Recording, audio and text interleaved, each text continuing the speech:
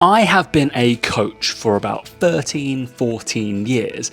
I did my master's degree about 12 years ago now and have worked in professional sport. But within that time, I've made so many mistakes, it's insane. I've also trained the general population, I don't know, 10, 15,000 times. So these are my 5 metrics, tests, things that I track as a coach who have seen all of these coaches succeed if I could only do 5. And if you've gotten this far and you haven't hit my free webinars all about running and plyometrics, go download them. It's in the description below. Right, let's get to number 1. Number 1 is a counter movement jump.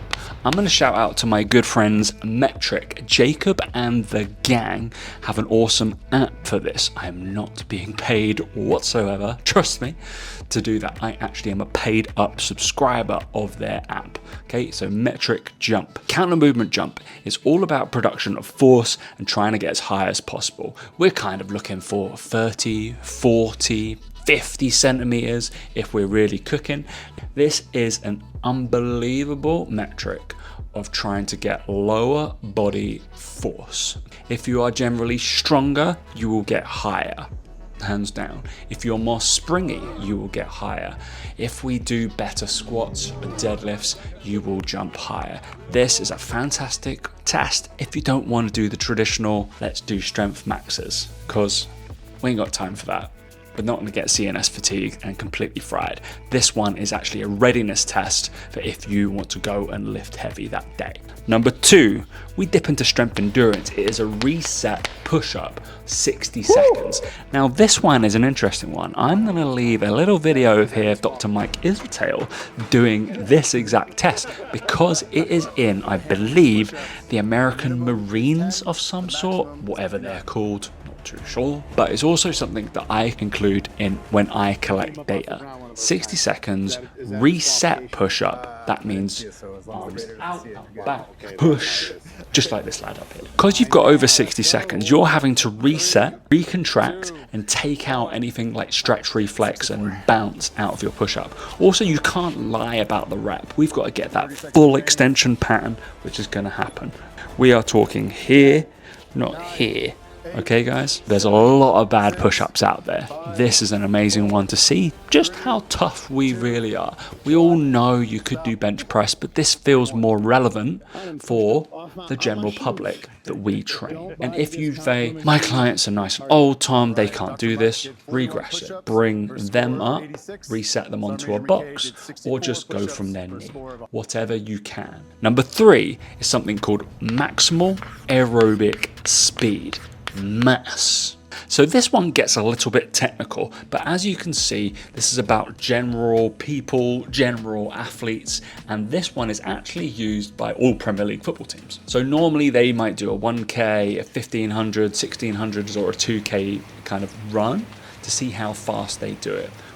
We have got something called a mass test, which is 5 to 6 minutes, all out, as far as distance as you can go on like an assault bike, a rower, a run, whatever you want to do to control and find out what is the baseline of what your VO2 max is. It is the hardest we can work for it to be recoverable.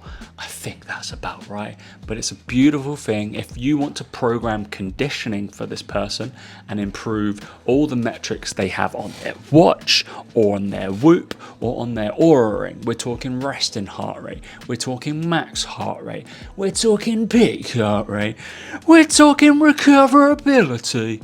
I know, all those things that they really care about in their day-to-day life now that we've got so much data. This is the test to improve those. Perfect. Right, now these, I have 2 slots for 3 tests that I like. This is where I'm gonna let you pick. Comment down below which ones out of these 2 would you like to do. First one of option A is the 6-second peak power test. This one's a little bit, I don't know, but it's as much force as we can create on either a watt bike, a Concept 2, a rower, I do whatever for 6 seconds only. It's pretty safe. We don't have to go into a max rep on a trap bar or a squat, but we're gonna see how much muscular force that your person can output. Just really safety. That's why I like it. It is safe. That's it. And producing force is probably pretty good. The second option we have here is our 5 to 10 RM trap bar deadlift.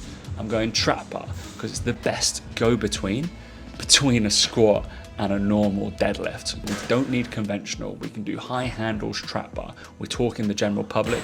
Also, this is the most popular lift for every athlete in the world.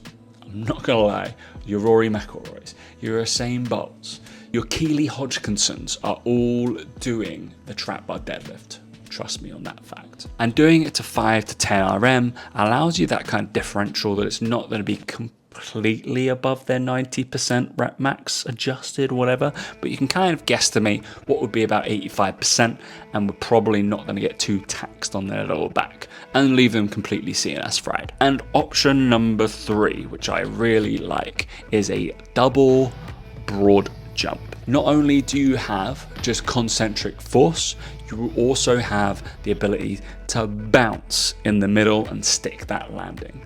So producing force just concentrically, then a stretch reflex and a bounce in the middle, and then a stick of the landing. It's kind of a true athleticism round beautiful bit of pie. That's why I like that. And obviously the further distance we're gonna go, the better you are.